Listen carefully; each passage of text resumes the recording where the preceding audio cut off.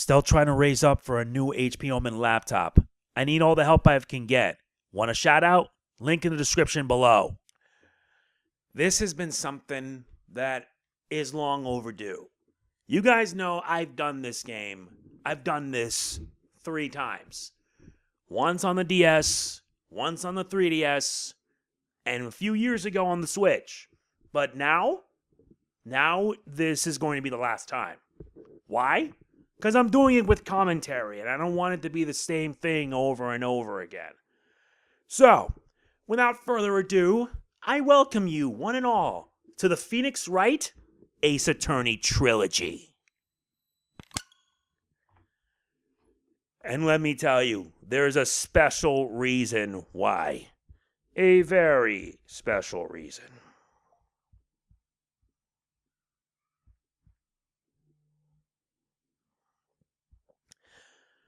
As you can see, yeah, there's a special reason. So yeah, welcome to the Phoenix Wright Ace Attorney Trilogy. Hello everyone, MegamanNG. It's showtime.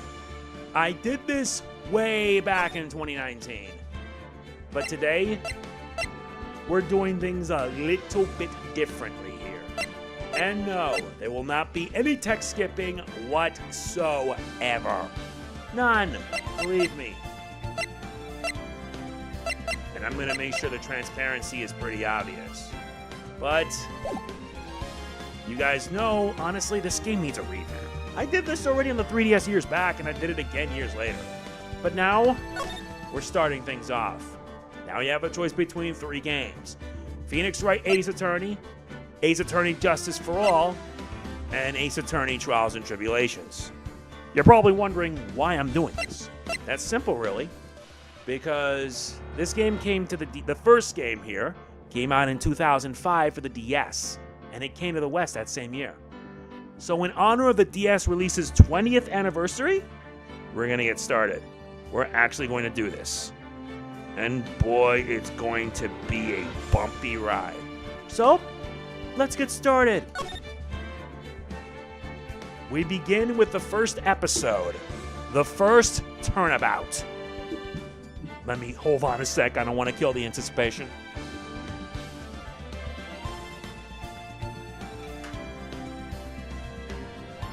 That's better, so that way I can be rough with my voice, all things considered. All right, let's go.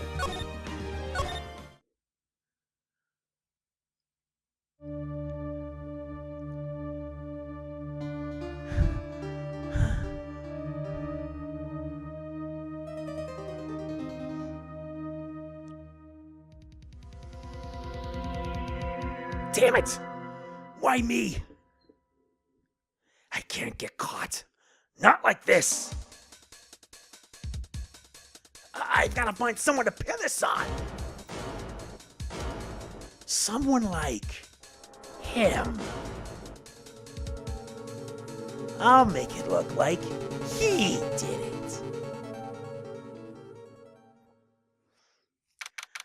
August 3rd, 9:47 a.m. District Court Defendant Lobby number 2. Boy, am I nervous. Right? Oh, hiya, Chief. Phew, I'm glad I made it on time. Well, I have to say, Phoenix, I'm impressed. Not everyone takes on a murder trial right off the bat like this. It says a lot about you, and your client as well. Thanks. Actually, it's because I owe him a favor. A favor? You mean you knew the defendant before this case? Yes. Actually, I kind of owe my current job to him. He's one of the reasons I became an attorney. Well, that's news to me. I want to help him out any way I can. I just really want to help him. I owe him that much. It's over! My life! Everything! It's all over! Is that your client screaming over there? Yeah, it's him. Death! Despair! Oh! I'm gonna do it! I'm gonna die! It sounds like he wants to die. Yeah. Nick! Hey there, Larry. Dude, I'm so guilty. Tell them I'm guilty. Give me the death sentence. I ain't afraid to die. What? What's wrong, Larry? Oh, it's all over. I'm finished. Finished! I can't live in a world without her.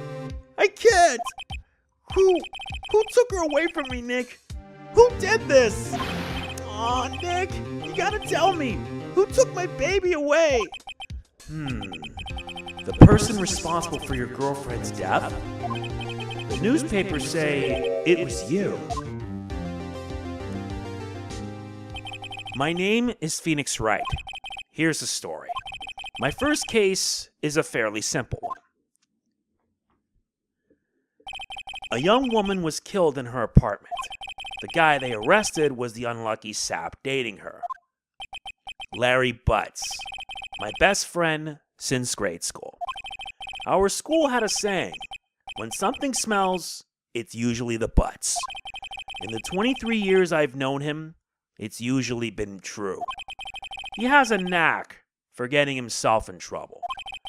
One thing I can say, though, it's usually not his fault. He just has terrible luck. But I know better than anyone that he's a good guy at heart. That and I owe him one, which is why I took the case, to clear his name. And that's just what I'm going to do. August 3rd, 10 a.m., District Court, Courtroom Number 2. Court is now in session for the trial of Mr. Larry Butts. The prosecution is ready, Your Honor. The, defense is ready, Your Honor. Mr. Wright, this is your first trial, is it not? Yes, Your Honor. I'm, a little nervous. Your conduct during this trial will decide the fate of your client. Murder is a serious charge. For your client's sake, I hope you can control your nerves. Thank you, Your Honor. Mr. Wright, given the circumstances, I think we should have a test to ascertain your readiness. Yes, Your Honor. Hands shaking, eyesight fading. The test will consist of a few simple questions. Answer them clearly and concisely. Please state the name of the defendant in this case. Larry Butts. The defendant? Well, that's Larry Butts, Your Honor. Correct. Just keep your wits about you and you'll do fine. Next question. This is a murder trial. Tell me, what's the victim's name? Phew, I know this one. Glad I read the case report cover to cover so many times. It's... wait. Uh-oh. No way. I forgot. I'm drawing a total blank here. Phoenix, are you absolutely sure you're up to this? You don't even know the victim's name? Oh, the victim. Of course I know the victim's name. I, just forgot. Temporarily. I think I feel a migraine coming on. Look, the victim's name is listed in the court record. Just press the R button to check it at any time, okay? Remember to check it often. Do it for me, please. I'm begging you. Mr. Wright, who is the victim in this case? Cindy Stone.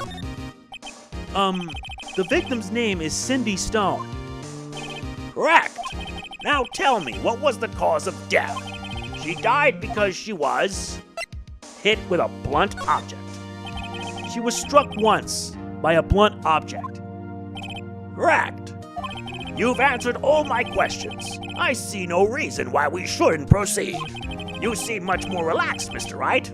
Good for you. Thank you, Your Honor. Because I don't feel relaxed, that's for sure. Well then, first question for the prosecution. Mr. Payne? Yes, Your Honor? As Mr. Wright just told us, the victim was struck with a blunt object. Would you explain to the court just what that object was? The murder weapon was the statue of the Thinker. It was found lying on the floor next to the victim. I see. The court accepts it into evidence. Statue added. Right. Be sure to pay attention to any evidence added during the trial. That evidence is the only ammunition you have in court. Use the R button to check the court record frequently. Mr. Payne, the prosecution may call its first witness. The prosecution calls the defendant, Mr. Butts, to the stand. Chief? What do I do now? Pay attention. You don't want to miss any information that might help your client's case. You'll get your chance to respond to the prosecution later, so be ready. Let's just hope he doesn't say anything unfortunate. Uh-oh. Larry gets excited easily. This could be bad. Ahem. Mr. Butts, is it not true that the victim had recently dumped you?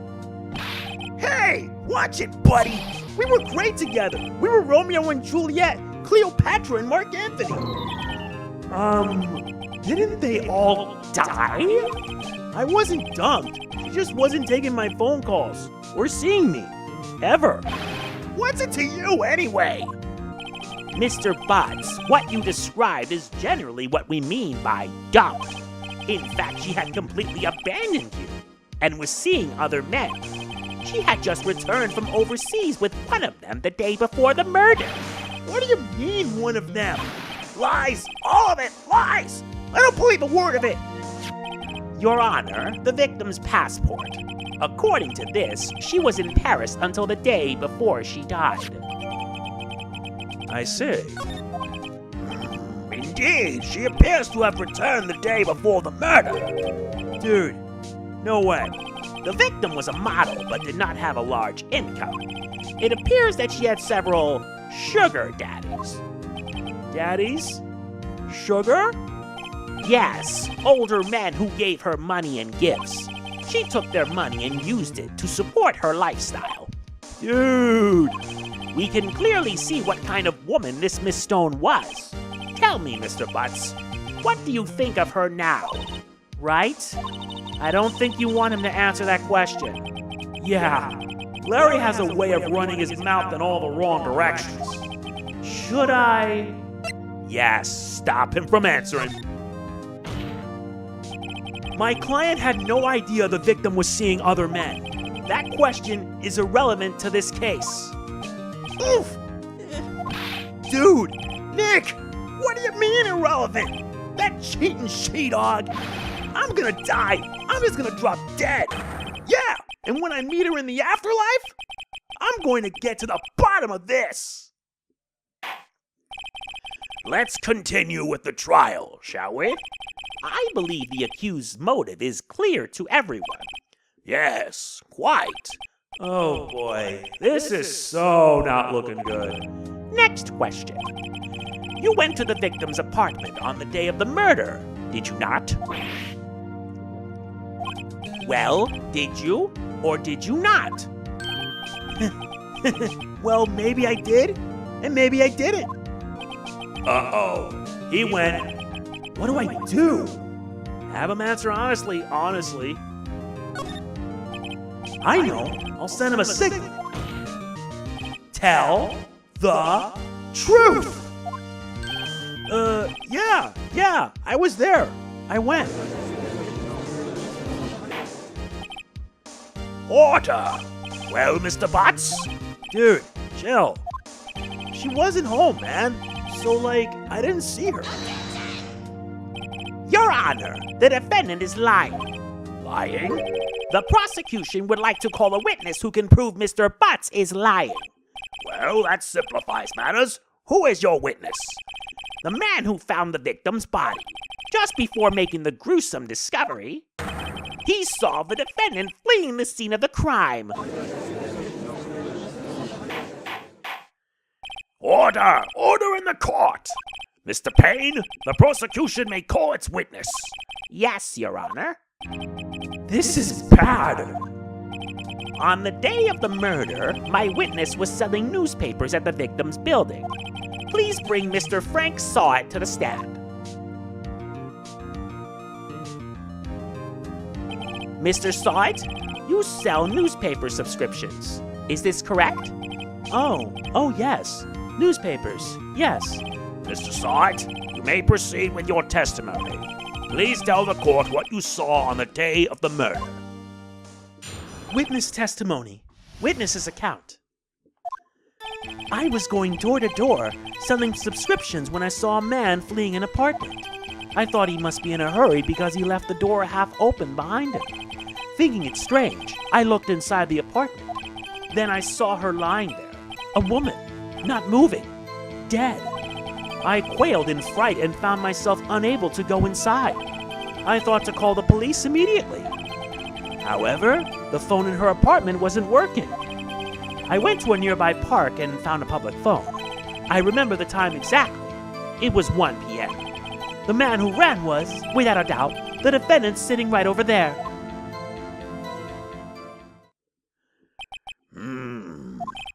Larry, why didn't you tell the truth? I can't defend you against a testimony like that. Incidentally, why wasn't the phone in the victim's apartment working? Your Honor, at the time of the murder, there was a blackout in the building.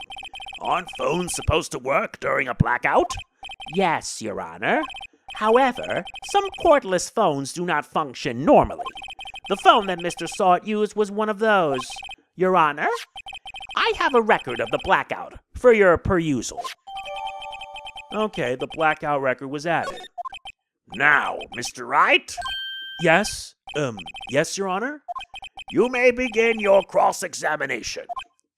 Cross-examination, Your Honor? All right. This is it. The real deal. What exactly am I supposed to do? Why, you expose the lies in the testimony the witness just gave. Lies? What? He was lying? Your client is innocent, right? Then that witness must have lied in his testimony. Or is your client really guilty? How do I prove he's not? You hold the key. It's in the evidence. Compare the witness's testimony to the evidence at hand. There's bound to be a contradiction in there. First, find contradictions between the court record and the witness's testimony. Then, once you've found the contradicting evidence, present it and rub it in the witness's face. Okay. Open the court record with the R button, then point out contradictions in the testimony. That's simple enough, but I've done this so much I actually know what I need to do. I was going door to door selling subscriptions when I saw a man fleeing an apartment. I thought he must be in a hurry because he left the door half open behind him. Thinking it strange, I looked inside the apartment. Then I saw her lying there, a woman, not moving, dead. I quailed in fright and found myself unable to go inside. I thought to call the police immediately. However, the phone in her apartment wasn't working. I went to a nearby park and found a public phone. I remember the time exactly. It was 1 p.m. Are you really sure about that? 'Cause you're full of it. You found the body at 1 p.m.? You're sure? Yes, it was 1 p.m. for certain. Frankly, I find that hard to believe. Your statement directly contradicts the autopsy report. The autopsy notes the time of death at sometime after 4 p.m. There was no body to find at 1 p.m. How do you explain this 3-hour gap? Oh, that! Oh, her! This is trivial! The witness merely forgot the time! After his testimony, I find it hard to believe. Mr. Sart, why were you so certain that you found the body at 1 p.m.? Gee, that's a really good question. Great job, Wright. Way to put him on the spot. That's all you have to do. Point out contradictions. Lies always beget more lies. See through one, and their whole story falls apart. Wait! I remember now! Would you care to give your testimony again? Witness testimony. The time of discovery. You see, when I found the body, I heard the time. There was a voice saying the time. It was probably coming from the television. Oh, but it was 3 hours off, wasn't it? I guess the victim must have been watching a video of a taped program. That's why I thought it was 1 p.m. Terribly sorry about this misunderstanding. I see. You heard a voice saying the time on a taped program. Mr. Wright, you may cross-examine the witness. Right? You know what to do. I've got this one. As do I. This won't take us long. You see, when I found the body, I heard the time. There was a voice saying the time. It was probably coming from the television. Yeah, you're lying. And something to point out, you can submit this in case in statement 2 or statement 4. I go with the most obvious. Objection! Hold it right there. The prosecution has said there was a blackout at the time of the discovery. And this record proves it. You couldn't have heard a television or a video.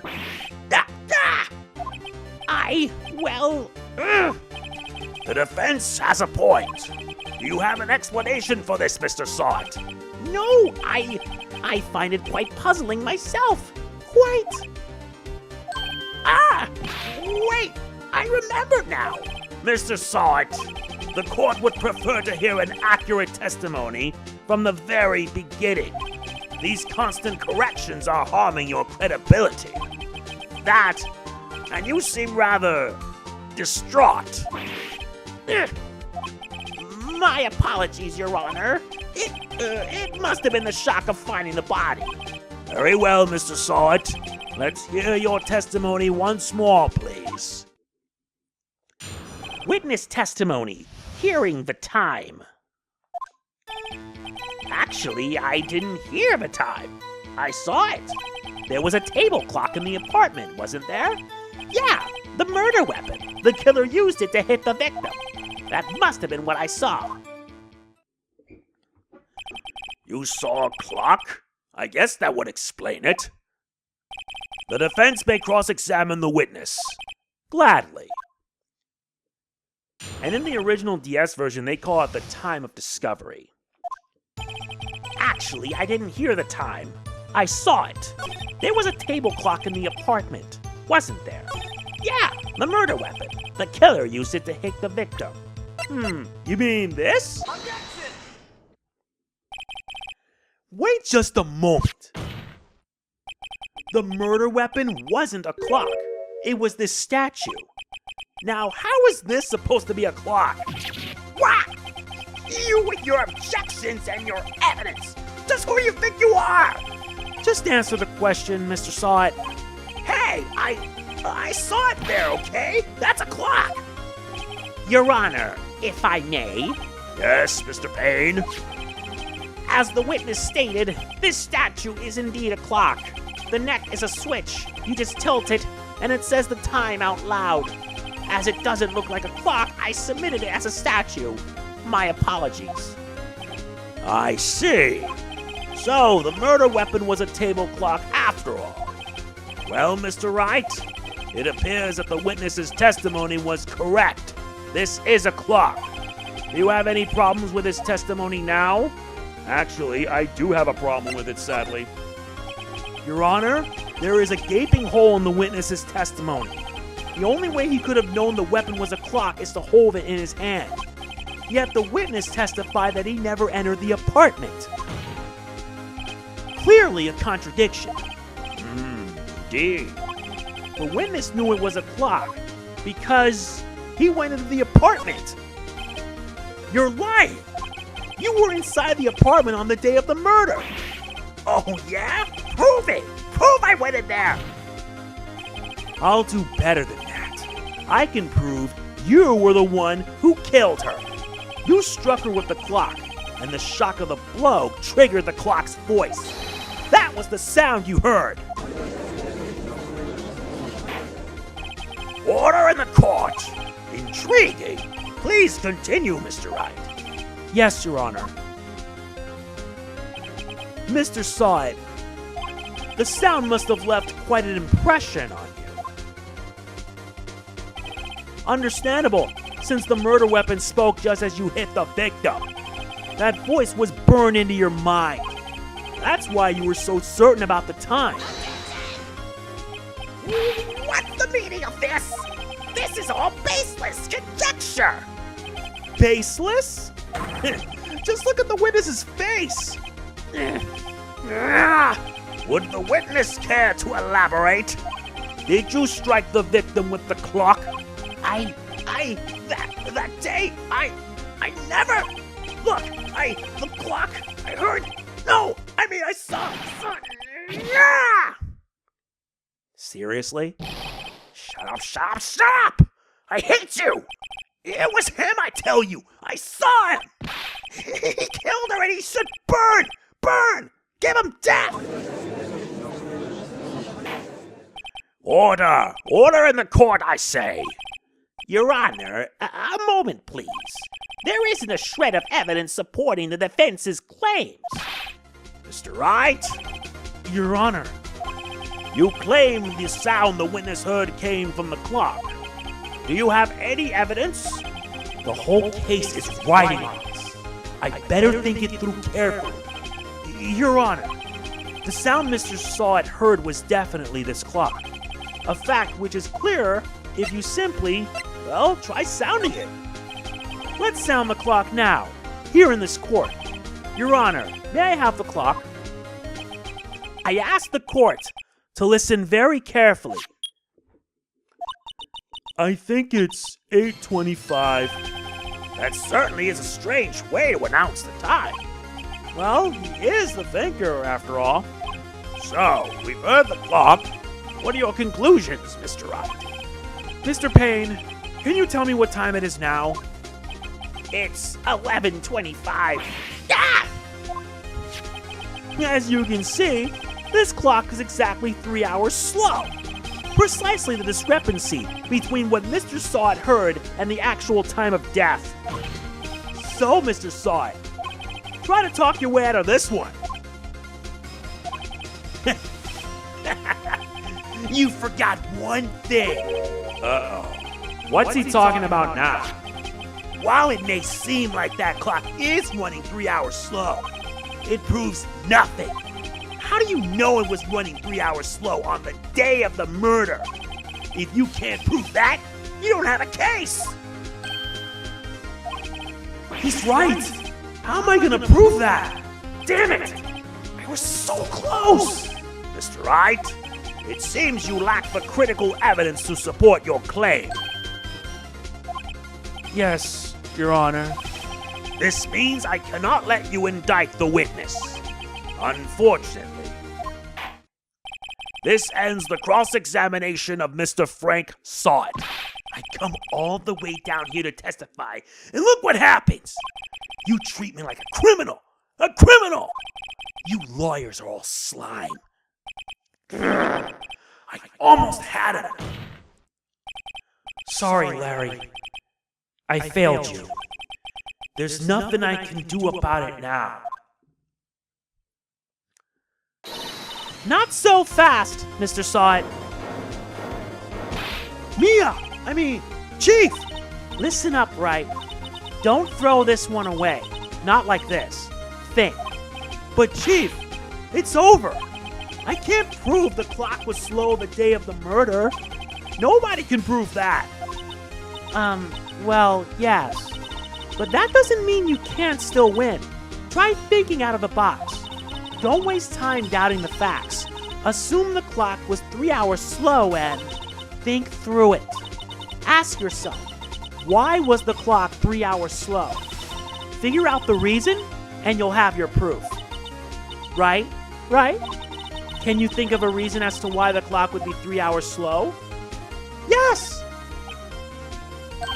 Wait! Maybe I can prove it. You must have evidence somewhere that can prove it, right? Find it, and let them have it. Well, Mr. Wright, you say the clock was already running slow on the day of the murder. Have you found evidence to support this claim? Of course. There is a piece of evidence in the court record that can prove my claim beyond a doubt. Ha! Tough words. Let's see you pull this one off. Let's see this evidence that proves why the clock was running slow. The answer's simple. The passport. The victim had just returned home from abroad the day before the murder. As we all know, the time difference between here and Paris is 9 hours. When it's 4 p.m. here, it's 1 a.m. the next day there. The clock wasn't 3 hours slow, it was 9 hours fast. The victim hadn't reset her clock since returning home. That's why the time you heard when you struck her dead in her apartment was wrong. Proof enough for you, Mr. Saw It. Or should I say, Mr. Did It?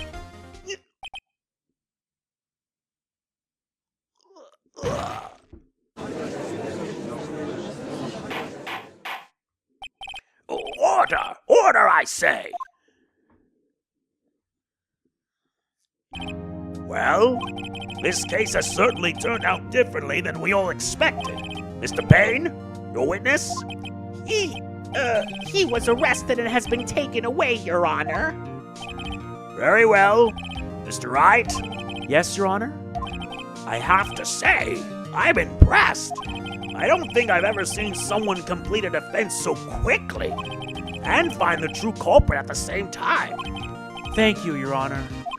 At this point, this is only a formality, but this court finds the defendant, Mr. Larry Butts, not guilty.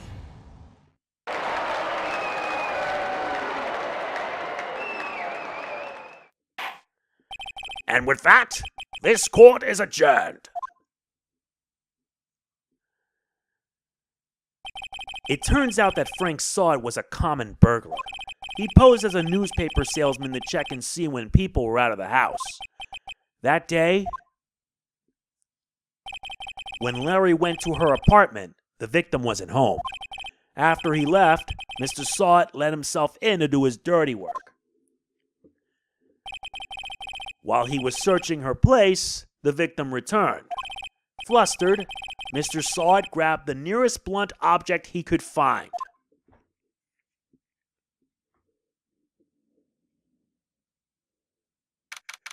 August 3rd, 2:32 p.m., District Court, Defendant Lobby Number 2. Phew! I still can't believe we won! Right. Good job in there. Congratulations. Thanks, Chief. I owe it all to you. Not at all. Not at all. You fought your own battles in there. It's been a while since I've seen a trial end on such a satisfying note. I've never seen the Chief looking this happy. If she's this glad, imagine how Larry must feel. My life is over. Larry, you're supposed to be happy. What's wrong now? Oh, Nick. Don't worry about me.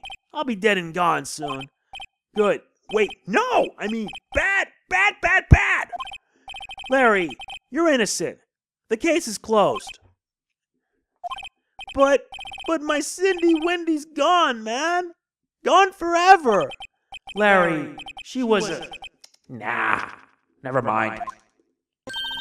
Congratulations, Harry. Harry?